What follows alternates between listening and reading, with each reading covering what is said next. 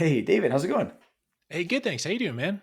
Good. As we wrap up or get close to wrapping up the year, you and I were both talking about some news that's come out recently regarding mortgages, and it's not the usual doom and gloom. We're not talking about it crossing the 8% threshold. We're not talking about how it keeps going up, and so we wanted to share some kind of different news on the mortgage and the interest rate front, right? Yeah, and as much as like 8% interest rates, especially for those of us that still have like 4% or lower interest rates on properties, like yeah, that is depressing news. But yes, if you have been paying attention to conventional mortgage underwriting guidelines, which I'm sure every pharmacist like pays deep attention to conventional mortgage underwriting guidelines, but we there was a drastic change that happened regarding down payments hmm and down payment terms as far as limited cash out refinance, which is different than a full cash out refinance. And so I want to emphasize that down payment is where the big shift happened. So it used to be that you had to put a big chunk of money down in order to buy a small multifamily property using a conventional loan, and now that is drastically changed, which could really open some doors for house hacking in 2024. Yeah, leave it to us to make guidelines fun because we're Yeah, pharmacists and nerds. So let's just, get that out of the way.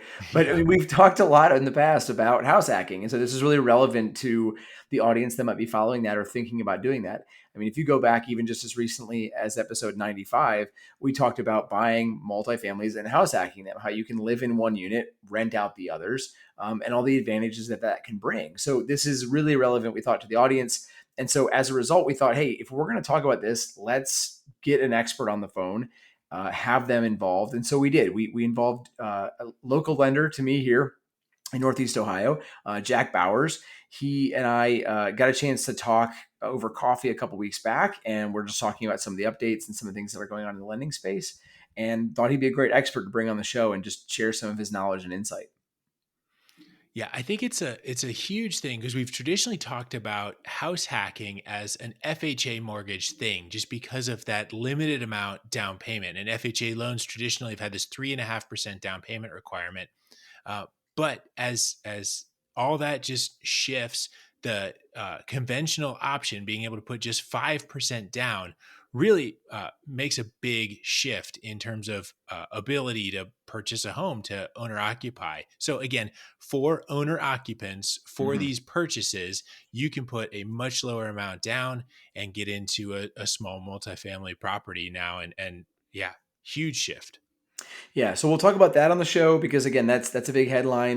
We'll also talk a lot about some of the other things that you might have as an option when buying a home for the first time or buying the home as a new grad. Jack goes over some specific programs here in Ohio, but there are programs all over the country that might be relevant and along the same lines. So we go through a lot of those things that I think we've not covered in the past and that have a lot of relevance in today's market where people are struggling to come up with larger down payments, struggling to fight against these higher interest rates. And so looking for more opportunities like this is exactly what I think we need.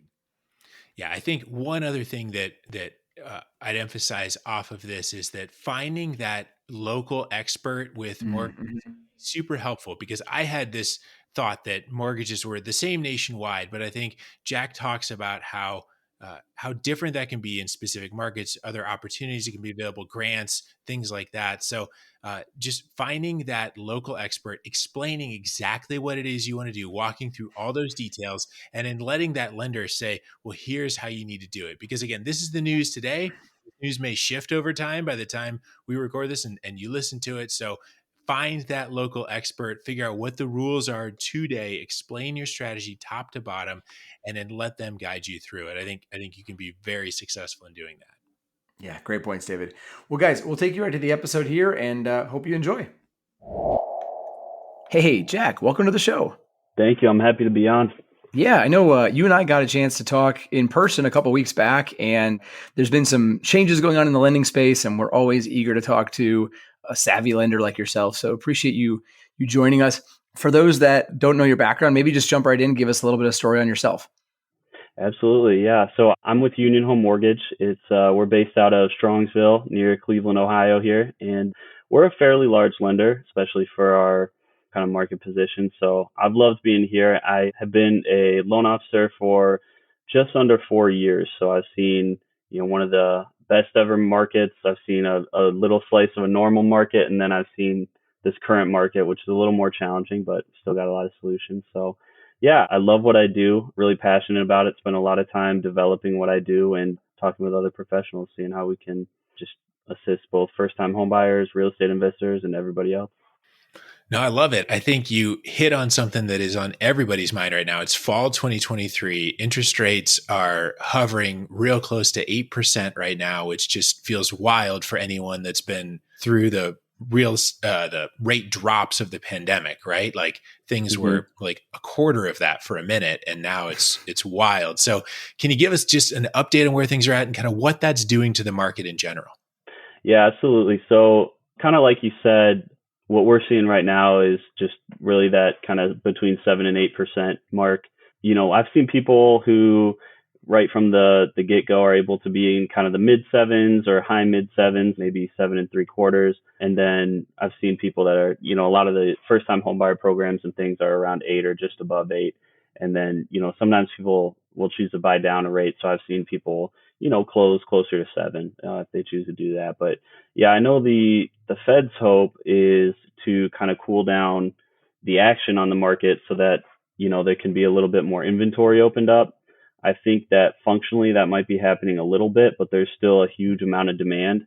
So, really it can be frustrating for some borrowers to encounter a little bit higher interest rates and not qualify for quite as much as they were used to a year or two ago. But again, that's kind of part of what we're hoping to find solutions for today, I think, and talk about a little bit more. Yeah, I think that's really important if you are looking to buy a house personally, if you're flipping houses to kind of know where a lot of kind of retail buyer sentiment is and where these rates are shaking out. But I think one thing that caught me off guard when I was a new investor is that the rates you're talking about aren't necessarily investor rates. Like folks that buy Mm-hmm. rental properties, particularly 2 or more unit properties, may pay a little higher than that. Is that right? Yeah, that's absolutely true. And that's going to depend also on, kind of what your initial intention is. So, like I said, if you're looking at a 2 unit, 3 unit, 4 unit, and you're going to use one of those units as your primary residence, you're still going to probably be in that high sevens to low eights, area there since it's a primary still. If you talk about buying purely an investment property, especially if you're talking about multi-units, you're going to be more into the eights. You're going to see a little bit higher interest rates, but also a little bit higher closing costs, typically in the form of, it'll be a requirement that, you pay some basis points typically. So, And these rates we're talking about, I know it's hard to quote a number, right? Because it's going to change if somebody listens to this in 6 months. But mhm. historically, like where do these fall, just for audience sake, where do these fall in history? Because I think it's easy for us to look back, 8 months, 12 months from right now and say, man, we're double what we were, just this time last year. But Mhm. historically, like where are we at?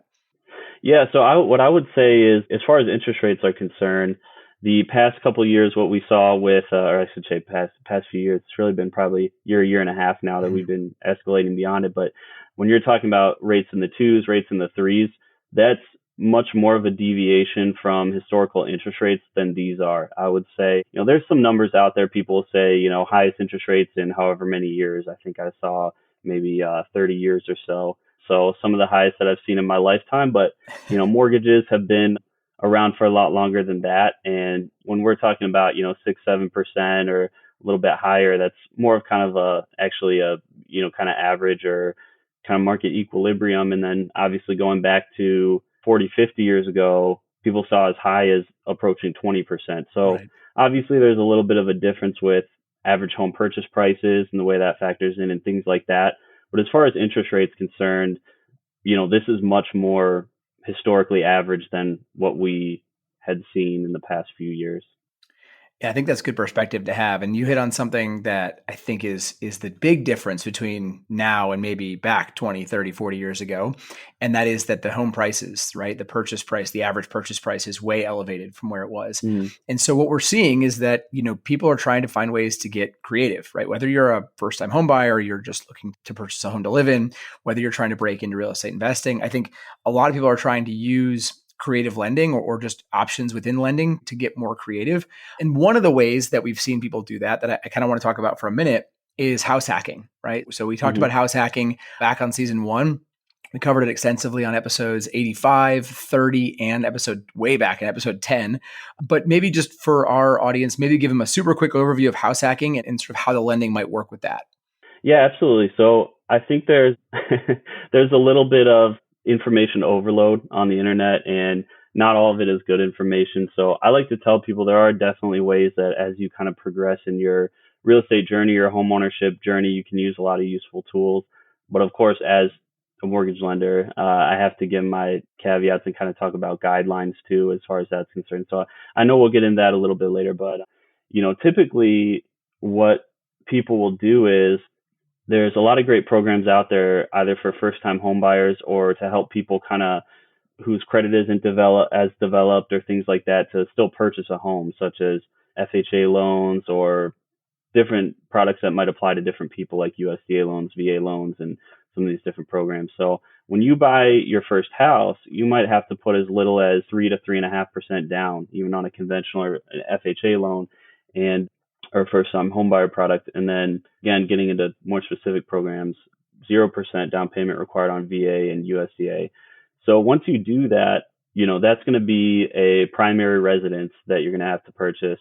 And that'll have to be your intent for the time being, for sure. So that doesn't mean it has to be a single unit, though. I mean, you can buy a 2 unit, 3 unit, 4 unit and rent out those other units and start with investments right away. But, as far as purchasing a single family home, something like that, it would have to be your primary residence. Now, once you kind of decide to kind of upgrade, or maybe you move away for a different job or something else like that, you can still retain that loan on that house, and then you can kind of utilize some tools to again put a minimum down payment on the next one. So now you don't have too much capital invested in either property, and you can get passive rental income out of that first one. So that's kind of what I think you're referring to there. And yeah, there's a lot of options as far as getting that first house to begin that process. Yeah, you mentioned that idea of buying that primary residence and then renting out maybe the other units, even if it is a multi-unit. And like that's where that magic can happen with house hacking, right? Is, Mm-hmm. it's not just taking on a roommate, it's actually getting multiple units under that same loan. And so all of a sudden you're a first-time home buyer and an investor all in one go. And like you said, there are a lot of options that make that a little bit easier. Definitely. Yeah, absolutely. And that's the thing is I would say that's probably the smartest way to get right into it is buying a multi-unit. Mm-hmm. That way, you're able to take advantage of that investment strategy right from the very beginning, and perfectly fine within, program guidelines and all those things. So yeah, I would say that's the best way to get started on it. One other thing you mentioned in there, because I know Nate and I have talked over the years and said, like, we both totally should have done the buying a multifamily, living in it. I just wasn't thinking of that at the time. I don't know that I was brave enough at the time to be a landlord right out of the gates. So what my wife and I chose to do is buy a property, live in it for a while, then move out and keep it as a rental. And so I'm also a big advocate of that model to get a property. Mm-hmm. But there's a lot of questions that come in there. Things like, how long do you have to live there before you're allowed to move out? I often get the question of, do you have to refinance, or can you keep that loan? And if you keep that loan, is it some deep, dark secret that I can't tell my lender, or they might, or is it something that's like, it's fine to do and to move out as long as you've lived there for X amount of time? Yeah. So, I mean, that's going to vary by program. Really what you're looking at. FHA specifically has a rule that you have to be, it has to be your primary residence for a year. Now, there's a couple caveats. So if you end up moving, 100 miles away or moving for a job or whatever the case, obviously they're not going to say you have to stay in this house and commute, 300 miles. So there's definitely some slight nuance and caveat to that. Those are things that I would definitely talk to a mortgage professional about. But yeah, if you are in FHA, there is a 1 year requirement that your intention is to live in the home, and then before you can make that home specifically a rental if you're moving within the same area. To other programs, it's not quite as specifically defined, but again, typically that just comes down to intent for the mortgage. They may, if you kind of buy it and right away 2 months later buy another property, you might run into some issues there. But if your intention is to make that your primary residence, and then through life circumstances or after being there for a year or whatever the case, you decide that you want to live in another home and you want to rent that one out, that's perfectly okay, and you can retain that loan. So the one thing I will mention is there is a rule with FHA loans, like I said, having to do with proximity. So when you go to buy that second property, if you have that FHA loan on that first and you're moving within the same area, you may have to look at, at that point, getting a conventional loan or another loan product. But it's really about your intention and, being there for about a year unless you have a really good reason to move or you're moving away somewhere. Great. It sounds like the moral of the story there is either way, talk to your lender so you can make sure you're on the up and up and not. It's not like you said, David. It's not a deep dark secret. You're not trying to hide this from Yeah, your lender. Yeah. So any lender will tell you, they'll be honest about, guidelines and things and, how to find the most flexible solutions that are still within guidelines, not committing fraud or anything like that. Because I think any lender would agree that, it's not, one transaction isn't worth their entire license or your legal safety. So, they'll be honest and upfront with you and tell you that. And then, hopefully they'll tell you all the solutions that are available within the kind of nuance to all of that. And that's something that I want to dive a little deeper on because you and I had the opportunity a couple weeks back to get some coffee and talk about some of those unique products and some of those unique special solutions that are out there. Now, obviously, some of the things we're going to talk about are going to be Ohio specific, right? These are, we're both Ohioans, we're both local to Cleveland, but there are other programs out there in other states. This is just kind of a taste of what is available to give people some ideas. Because if I were a first-time home buyer right now or thinking about house hacking for the first time, I'd want to know what other options are available besides just a typical, conventional loan. So maybe we can dive through a couple of those programs and just talk about some of those examples and give people an idea of what else might be out there. Maybe start with a general first-time home buyer program and something that might be available for them. Yeah, absolutely. So the one in Ohio, it's called OHFA. There are also a lot of local grant programs that you can possibly apply for. And I won't get into all those because there's tons of them. But if you do some searching online, you can find those. But as far as OHFA, it's kind of a program that the state of Ohio does through Ohio Housing Finance Agency, and that's the one that I write the most frequently for first-time homebuyers. So there's some requirements, some guidelines that are a little bit different from other loan types. But essentially, what it is would be that you're able to put a minimum amount down. So FHA 3.5%, and then obviously conventional actually 3% if you're a first-time home buyer. And then you can choose based on, there's different options that correlate with different interest rates. If you want a 2.5% down payment assistance grant or a 5% grant. And then with the 2.5% grant, you can actually get a mortgage tax credit as well. So those break down differently for each program as far as, when the grant needs to be paid back and things like that. But essentially that grant covers your full down payment and some of your closing costs. And, with that being the case, it's your initial investment can be very minimal, as well as when you pair that with, if you're able to get seller credits where the seller pays for some of your closing costs as well. If your, real estate agent is able to negotiate some of that, you can really close with an extremely minimal amount, if anything at all. I've had clients close where they haven't had to bring any cash to the table. So, wow. So, I mean, just to really make sure we highlight that, you're saying first-time home buyer, there's options out there that you're basically getting a grant for it's essentially a loan, right? For lack of a better word, a separate loan for that down payment, and you're getting it in the form of assistance, right? Yeah, absolutely. But what's really nice about it is a second loan that's going to be attached to, your home, because you have the primary mortgage, which is a regular one you think of, that 3% down, in conventional terms. And then you have the secondary loan that's a 5% grant, for example. What's nice about it is that's not going to be, for your entire lifetime of your primary loan, like a 30-year stint. After 7 years of owning that home, that grant and that second loan is actually forgiven. Oh, wow. So that's forgivable. So, if you're in the home for 7 years, and then, we'll talk a little more specifically, but actually another program grants for grads, if you're in the home for 5 years, that grant, that second loan is actually forgiven. I should also mention that you don't have to make any payments during that time either on that second loan. So, you're only making payments on that primary loan. And then if you're there for 7 years in the standard program, then it's forgiven as well. So it is technically a loan, but like I said, being a grant that is forgivable and that you don't make payments on, it's different in that regard. Yeah, that's I just think that's incredible. I don't know if those existed when I bought my first house, but I wish I knew about it, right? Like that sounds awesome. Hmm. So, and then you can take it a step further, right? And again, I know these are Ohio specific, but you've got the Ohio Heroes program and then Grant for Grads, which takes that even one step further, right? Yeah, absolutely. So Ohio Heroes, obviously there's a lot of people out there that they want to give even more benefit to, people that are, working in their communities and doing different things. And so you get a little bit of an interest rate break on the Ohio Heroes program. The other kind of requirements of debt to income, credit, all those things are the same. And then the, 7-year grant forgiveness. But what's nice is with the interest rate break, there's a ton of different professions that can qualify. So unfortunately, no pharmacists yet. Hopefully, Boo. yeah, we should all petition for them to include it because I think that's, definitely another very worthy medical profession that, works alongside some of these other people. But it does apply to veterans and active duty, reserve members, police officers, firefighters, EMTs, paramedics, physicians, nurse practitioners, nurses, nursing assistants, teachers, school counselors, school administrators. Wow.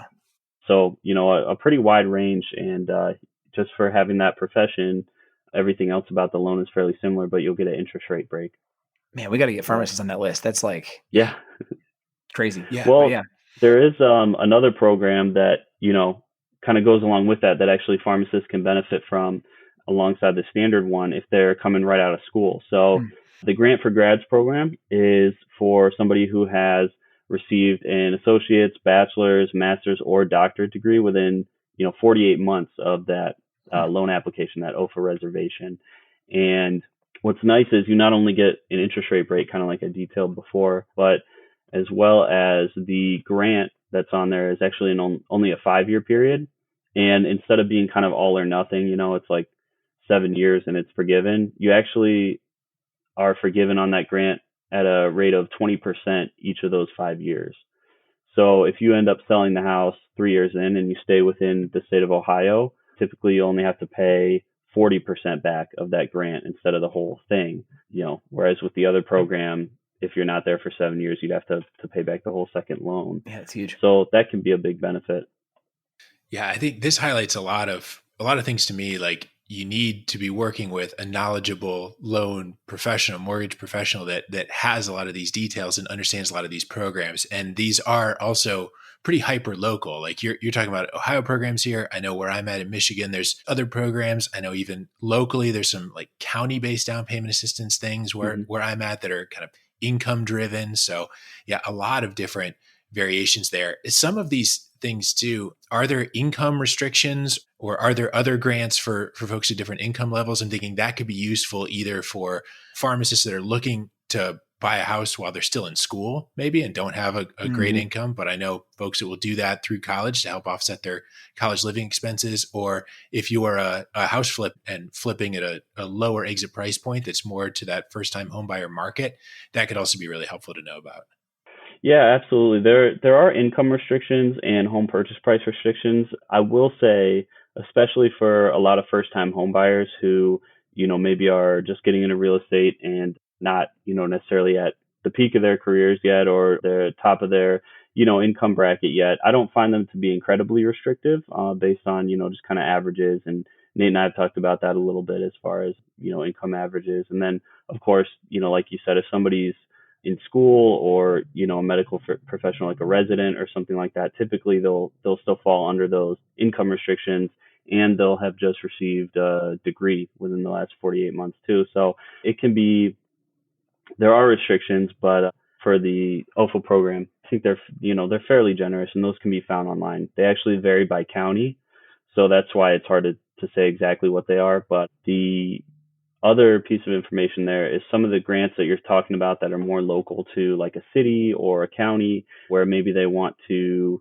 especially in urban areas where they may want to have people living and investing. Sometimes you're also able to find different mortgage grants and programs within those neighborhoods that don't have as many restrictions on them. And then also, something that cities do as well or different areas do are tax abatements as well, which can, again, not necessarily minimize your initial investment. I mean, they do a little bit because your prepaids and your escrow account is going to be less and your closing costs initially, but then also your monthly payment is going to be less, so you can actually qualify for more house as well if you're in an area where they have a tax abatement. So there's all kind of different, tools and things like that. And, a local lender who's, in your area should really know about a lot of that and be able to help you pinpoint those items.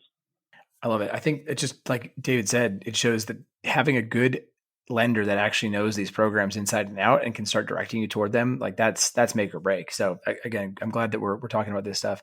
Maybe Hmm. to kind of bring it full circle before we move on, maybe like let's just do a quick example, just to put some numbers in front of this. So like let's say I've got a $300,000 duplex, right? I'm looking at it, it rents at 1,500 per side, which is right at the 1% rule, right? 3,000 in rent per month on a Hmm. $300,000 purchase. Let's ignore the fundamentals of the deal for just a second, but like what would a buyer, if I'm a recent grad, I'm a resident right now, I'm thinking about house hacking that place, what would a person like that need to bring to the table to purchase a property like that?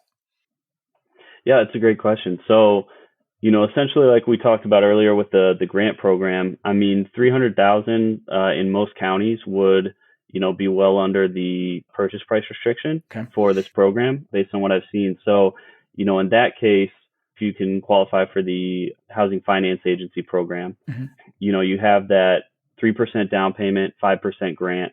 And then you're going to have some closing costs, obviously associated with, title work and appraisal and escrow account being established, and then, whatever fees that the lender has for, an underwriting fee or whatever. But typically, after all of that is settled, it's hard to say exactly, but the ballpark of typically what I see for an investment there is typically around 3 to 6 thousand that you'll have to bring to the closing table. So pretty minimal, and that's again going to depend on loan amount and things like that. But if you're let's say you have 6 or 7 thousand you need to bring to the closing table. If you have, let's say in this example, a conventional loan, again, if you're a real estate agent and you are able to negotiate on the contract, or even if you're working alone and you're able to negotiate on the contract seller credits, on a conventional loan, you can get up to 3%. So on a $300,000 house, that'd be 9,000. Mm-hmm. So, I mean, hypothetically speaking, you could negotiate to have all of your closing costs covered and then have that grant money cover your down payment. And then, essentially from there, you could be bringing, little to nothing to the closing table potentially. And again, I've seen deals that, the purchase price is upwards of 200,000 and they're bringing maybe 500, 1,000, or in one case, even $0 to the closing table when they structure it right. Wow. So, I mean, if we take that a step further, right, and look at, let's say again, just for easy numbers, if it's a $300,000 loan at 7.5% interest, my mortgage calculator over here is showing me that's about a 2,000, maybe a $2,100 monthly payment. So in this example, right, Hmm. you're basically living for $500 a month while that mortgage is being paid by somebody else. So that's crazy. With that little down to be able to do that, that's pretty awesome. Yeah, absolutely. That's kind of, I ran those numbers too beforehand when you gave me that example, and I came up kind of with current rates, yeah, around like you said, 21, 2,200. The one thing to remember, of course, and again, your mortgage professional will go over this with you. There are some other costs just to consider Hmm. as far as the homeowner's insurance, the property taxes, and then PMI if you're putting a minimum amount Right. down. But even after calculating for all those, I think it's safe to say, if you're at 21, 2,200 mortgage payment. If you're somewhere in like Ohio, we have pretty high property taxes. Mm-hmm. Let's say you're all in at, 2,500 to 3 grand with your entire payment. You're still, you know, living in that one side of the two unit for 1,000 to 1,500 bucks, which is, at least around me, cheaper than, Oh, yeah. any sort of rent. And definitely for that type of house you'll be able to buy, that's, extremely good deal. So Yeah, we can't rent for that around here. And then again, like we've talked about, yeah.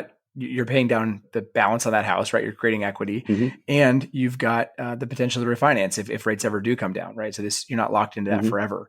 So yeah, that's awesome. That example helps. Thank you. Yeah, absolutely. Yeah, that refinance is huge too. If interest rates ever do go down, I mean, like you said, you could get in a place depending on where your balance is, where you're living for almost for free. Right. If interest rates go down quite a bit and you've paid down the balance, and that person is paying down a large majority of your actual mortgage payment to gain that equity in that house, and you're just gaining an asset there, and then hopefully it's appreciating as well on the other end. So yeah, I mean, just huge investment opportunity there. Yeah, and I think that could be a really cool strategy, especially as student loans kicking in and all those kind of things, hitting everybody's budget from every angle, seeing the effects of inflation. Like, I think that finding ways to drive down your personal housing costs can be huge.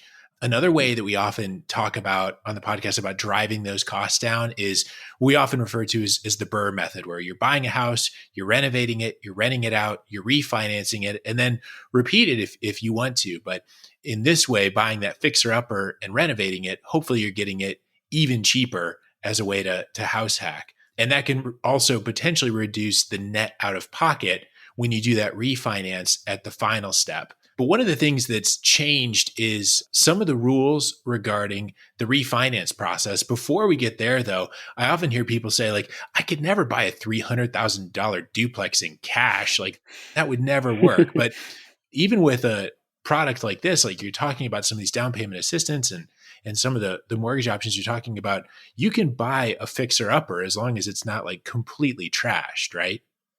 Yeah, absolutely. Especially with a conventional loan.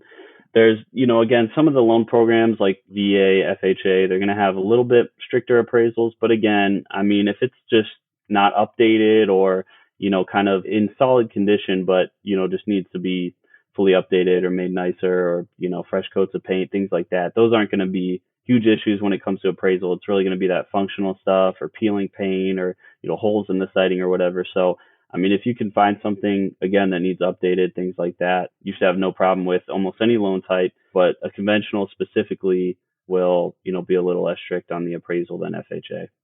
Yeah. And one of the things we were talking about right before we hit record is that we oftentimes hear about conventional and FHA, but as you've already shown, there's way more than those options out there. Like the home style renovation as an example of a way that you can finance into that purchase some of those renovations. So if you buy that house that hasn't been updated since the era of disco, you could get new kitchen cabinets and new flooring and new paint and all those things to make it a much more attractive house that has a higher value at the end of the day.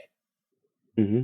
Absolutely. And yeah, that's what's really exciting is, there's so many different renovation loan programs, cash out refinance programs, and different things that you can do, beyond just kind of purchasing a home that's ready to go. So. And on the topic of cash out refinance too, that's one of the things that you were saying right before we hit record that's going to be a big shift right here at the end of 2023, because historically when folks would buy a duplex as an example and then do a renovation and want to refinance at the end, there's a limit to how much you can do in a cash out refinance, that it historically was sometimes in that 85 or 75% threshold, depending on how many units are in that property for how much cash you're able to pull out in a refinance. But that's another variable that's shifting here in 2023. Is that right? Oh, absolutely. And that's one of the most, beautiful things, the good news that we can share with people today who maybe earlier are listening to Ohio Housing Finance Agency or some of those local grant programs and saying, well, I'm not a first time homeowner and, or maybe my income's too high for income requirements, whatever the case may be. If you're not able to look into those programs, now starting November 18th, Fannie Mae announced that they're going to drop their LTV or loan to value requirements across the board for those 1 to 4 unit properties down to 95%. So, if you are just looking at a regular conventional loan, you want to, purchase a house that's a 2, 3, 4 unit property where you used to have to put 15 to 25% down. Now, as long as you're going to live in one of those units and it's going to be your primary residence, you only need to put 5% down.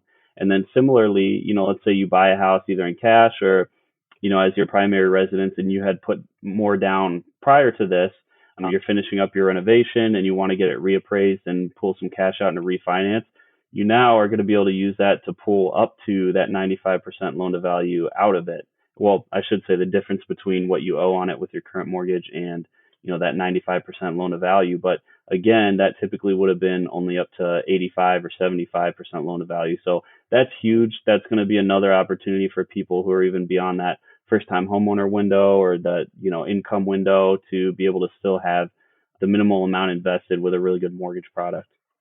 Yeah, I think that's huge. And I want to emphasize that that's for people that are choosing to live in the property, right? So you are Hmm. one of those 2 or 3 or 4 units is yours that you're living in. But by doing that, by making that kind of sacrifice to live in the property, you're able to pull out so much of that investment. And particularly for folks that are choosing to live in the property in that kind of house hack angle, if you do a little bit of the work yourself, if you do some painting, if you do some flooring, if you do something like that, there's generally ways that you can keep your rehab costs down, drive the appraisal up really high, and get a lot of that money back so that you have just more money to put in the next investment or whatever else your strategy may be.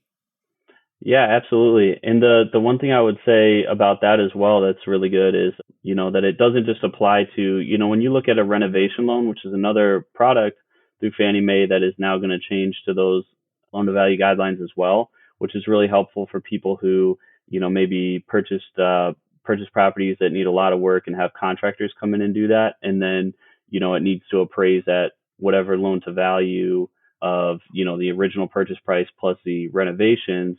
Now, aside from just being able to do that, if you're able to buy a property that passes appraisal from, the very beginning, but there's ways for you to improve it a lot and get a lot more appraisal value later out of what you put into it, then you can still, on the other side, make that initial purchase, do that work yourself once you already own the property, and then still get it reappraised and use a cash out refinance strategy and not have to use, a renovation loan maybe where, you have to use contractors and there's a lot more time and effort involved. So again, that's just going to depend on the condition of the property. But yeah, like you said, that's huge being able to do that on a cash out refinance level. Yeah, it feels like now is the best time to house hack. Like I'm even more Yeah. jealous than I was before. Like starting Yeah. the end of November, like it is house hack city. Like I can't wait to. I honestly expect I'm going to have more buyers asking, like, "Hey, I want to buy a multifamily because I can do this way." So I think what's huge about what you're saying is that, we did talk about interest rates earlier being a little bit higher maybe than people are used to, but still, fairly good historically. But what's cool is with these guidelines changing, let's say you do get into that, investment property, that multi-unit for kind of a more minimal amount down than you would have had to historically, that, 95% LTV. In the future, if rates ever go down, you can refinance that. And since, let's say you're taking cash out now or you're buying the property now, if you're just doing a regular refinance later too, that's always been, kind of at a place where you only need that like 5% down if you're not taking cash out. So let's say you do, purchase the property now or you take cash out now and then you refinance later when interest rate, if interest rates go down, then not only did you get to, purchase that property and become invested for a much more minimal investment, but now your payment's going to be a lot lower too because you're refinancing to a lower interest rate. So that's another potential future benefit that doesn't require you to kind of go all in with your capital that's tied up in the actual property. Yeah. I love it. So many good options. And again, further reminder that having somebody that knows these programs inside and out is going to be key moving forward. So, Jack, I really appreciate it. I want to move to our last 3 questions. This is our final infusion questions, 3 things that we ask every guest on the show. Just get your hot take on these. So, this is Hmm. especially relevant to you, the first one, since you've got the new little one at home. But what is one tangible strategy that you use to make sure you stay working on your business rather than getting stuck in your business? Yeah, that's a great question. I'm glad you posed that to me beforehand, so I had some time to think about it because I'm still kind of in the thick of it. I get it. Yeah, baby being 3 weeks old and stuff. I mean, it's beautiful, but it's a big transition being my first. So, one thing that's really helpful, and this isn't, I'll get into to my strategy in just a second here, but I will say I'm blessed in the fact that my wife is also a loan officer, so Mhm. she totally understands what the business requires, and so she has a lot of grace with me there. 'Cause she has some time off to help That's huge. take care of the baby here initially. So, but I would say that my business, just like a real estate agent or even a real estate investor working with having good contractors they're able to work with or whoever, it's really based on relationships. Mm. So not only my business connections but also directly with clients. So the biggest thing for me is that through the years of working, I've become really kind of efficient at the technical side of what I do, and I've really tried to grow my knowledge base so that it's right on the top of my brain. I can share that with clients, what programs are available and things. So my biggest focus on what I'm kind of keeping rolling versus don't have to spend as much time on is those relationships. That's kind Mm. of what I'm investing the majority of my time on. And what I've found is not only is that fundamental to my business, but also, it's just nice to be around people, to have conversations with people, to, get coffee with people or to have phone calls with people. That kind of helps with the morale of everything versus just kind of making, those conversations the backseat and focusing only on the technical aspects of my job. So that's been huge for me. I like that. Second question is, what's one resource that has been most helpful to you in your journey, whether it's a book, podcast, person, author, website, whatever that would be? Yeah, absolutely. So, I mean, I'm a pretty big reader. I love reading books. So I've read various books on, whether it's real estate, sales, things like that.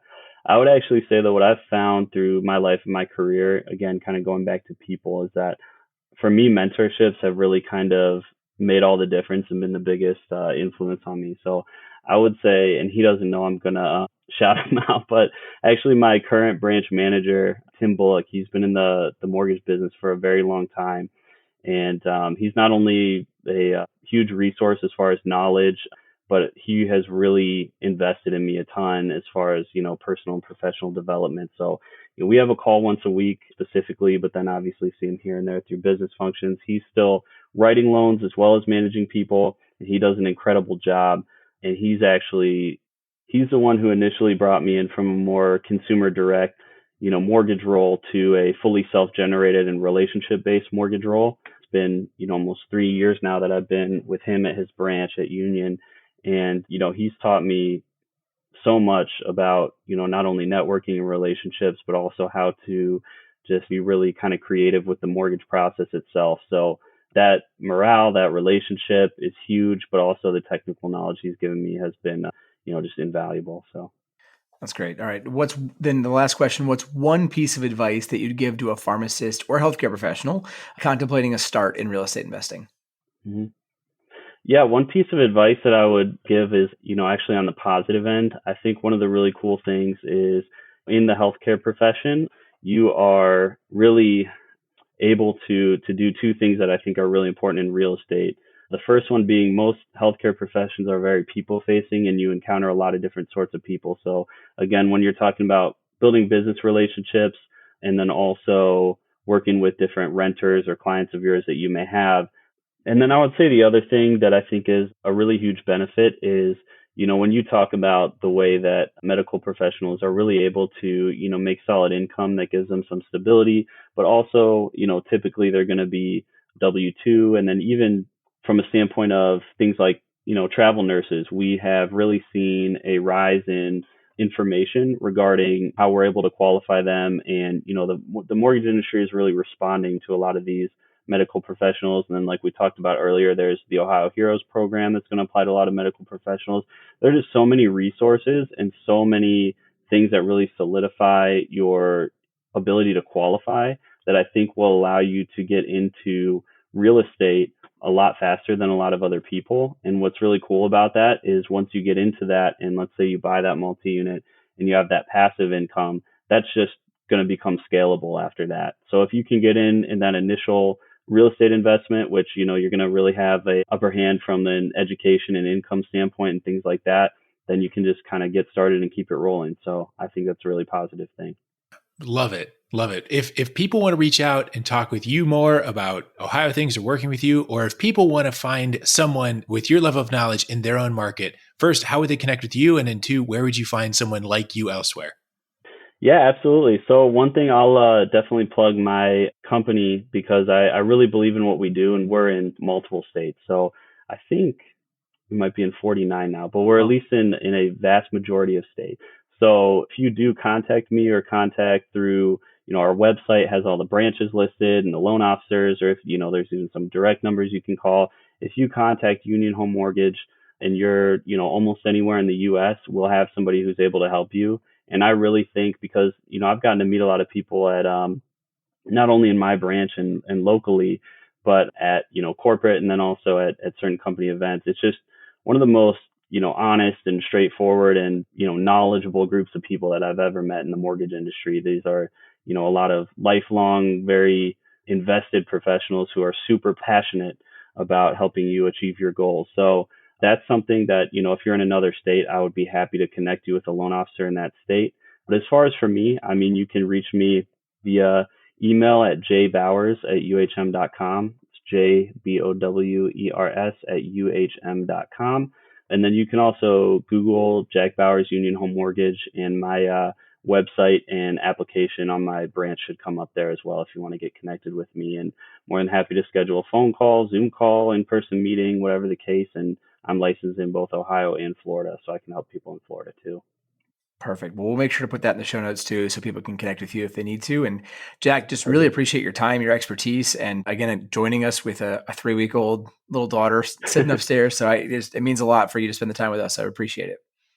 Yeah, thank you so much. I'm really thankful for you guys to have me on the show. I'm really excited about it. So thank you. Thanks so much. Thanks for listening to the YFP Real Estate Investing Podcast. If you like what you heard in today's show, please leave us a review and subscribe to the show so you never miss an episode. If you have a question, know someone that would make a good guest, or want to connect with us, head on over to yfprealestate.com and join the growing YFP Real Estate Investing Facebook group. As we conclude this week's episode of the YFP Real Estate Investing Podcast, an important reminder that the content of this podcast is provided to you for informational purposes only and is not intended to provide and should not be relied on for investment or any other advice. Information in this podcast and corresponding materials should not be construed as a solicitation or offer to buy or sell any investment or related financial products. We urge listeners to consult with their financial advisor with respect to any investment. Furthermore, the information contained in our archive newsletters, blog posts, and podcasts is not updated and therefore may not be accurate at the time you listen to it. Opinions and analyses expressed herein are solely those of your financial pharmacist unless otherwise noted and constitute judgments as of the dates published. Such information may contain forward-looking statements which are not intended to be guarantees of future events. Actual results could differ materially from those anticipated in the forward-looking statements. For more information, please visit yourfinancialpharmacist.com/disclaimer. Thank you for your support of the YFP Real Estate Investing Podcast. Have a great rest of your week.